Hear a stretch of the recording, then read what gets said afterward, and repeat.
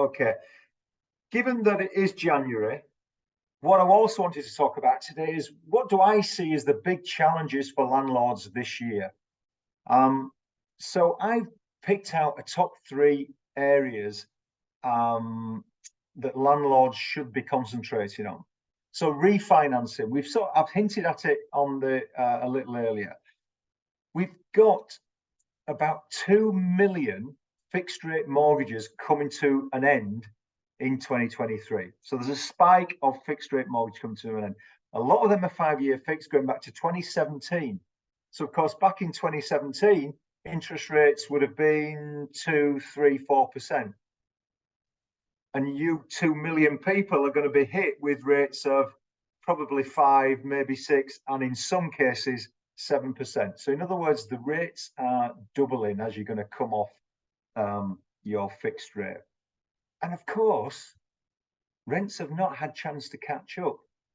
Rents are going up at quite a rate. I've seen in London, in fact, in inner London, I've seen now that rates are averaging around a 20% annual increase.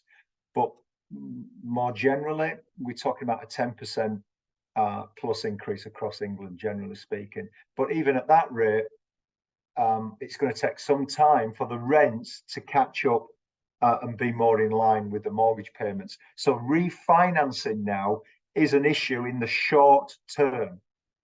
So again, my message here is be proactive, speak to your broker about what those options are. Stress testing.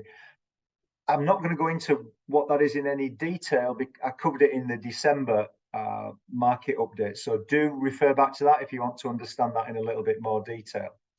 But again, because of the significant rate spike back in September and October, we have this issue, of course, as I've just said, that rents are not covering the new payments. If you're looking to purchase a property, for example, particularly if it's a family-let property, yields have never been that high on family lets. They're bread and butter properties, steady away, longer term. They were going to go, they'll give you some sort of cash flow, but they're never high yielding. Well, now these are the ones that are suffering. So if you're buying a family-let property, if you're looking to refinance a family-let property with a high leverage, high LTV, if you're looking at equity release on family lets, then you're going to have an issue right now because of the stress test. What we want to see, and what I'm really hoping, is that lenders will be more innovative in 2023 because they're losing business. If you can't refinance, if you can't buy your buy-to-lets at the same level, then these secondary lenders, they're going to suffer. They've got to get the volumes in, so they're going to have to think of ways around it. There's already some tools that brokers have got in their box, in their armory. If you take a 5-year fix, then the formula on stress tests are a lot more flexible. So that's one thing to bear in mind. And there's something called top slicing, which again I've covered in earlier videos, which if there's a shortfall with the rent not covering the mortgage payments, there are a number of lenders that will look at your personal disposable income and allow that to supplement the rent. And I really hope and maybe predict that more lenders are going to widen those offerings this year, because otherwise that is going to be an issue. But that is one of the challenges for you guys as landlords. And the last thing, it's been around for a while, but it's gathering pace, I'm afraid. I haven't talked about EPCs for a while. I think it was last July, I did a whole hour on EPCs. So if you really have been, you don't know what I'm talking about at this stage, why is it an issue? Do look back to my July update, when I spoke to a specialist EPC surveyor who gave a lot of fantastic tips about what you needed to do, what's on the horizon, what are the challenges when it comes to that. In a nutshell, the government are looking to, it's not statute, they've not signed it off yet, it's at consultation stage. But in 2025, 2 years away now, are looking to say that the minimum EPC rating is going to be a C for any new rentals.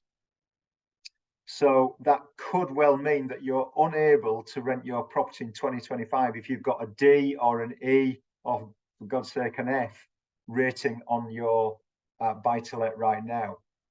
So Here's what you should be doing. Write this down if you've not done anything about it. Assess your portfolio. What are your EPC ratings? Are they up to date? They've got a 10-year lifespan. Has it run out? Get it renewed. Look at your EPC certificate, and it will, if it falls short of that C, if it's a D or an E, it will say there'll be recommendations about what you can be doing to bring it up to a C. What it doesn't say is what the cost is, and clearly that's the crucial for your decision making. So look into that. Make 2023 your year when you're going to start to go through your portfolio one at a time and assessing what needs to be done and whether you're going to invest in it or you're going to sell. Because literally, if you're going to sell because it's too much to bring it up, then you should be doing that sooner than later. We do not want to wait till 2025 and then there's a glut of buy-to-lets coming on the market, because there's apparently over 3 million properties that are going to be affected by this in the private rental sector. 3 million properties. Aldermore did a survey in November, December last year of 500 of their landlords. 60% of them are making it a priority this year to invest in their properties to bring that EPC rating up. Take a leaf out of their book and start work on it this year. There are more lenders starting to offer preferential rates for further advances for additional borrowing. They're offering better rates than if you're coming to them as a new customer. So the lenders out there are trying to help a little bit more. And again, if you want to know more information, again, there'll be a link to our diary. Book some time in, have a free chat with the team, and we'll be able to point you in the right direction when it comes to what you need to do to get your EPCs up to the right level when it comes to financing. How might you finance it, and what's the most cost effective way of doing that?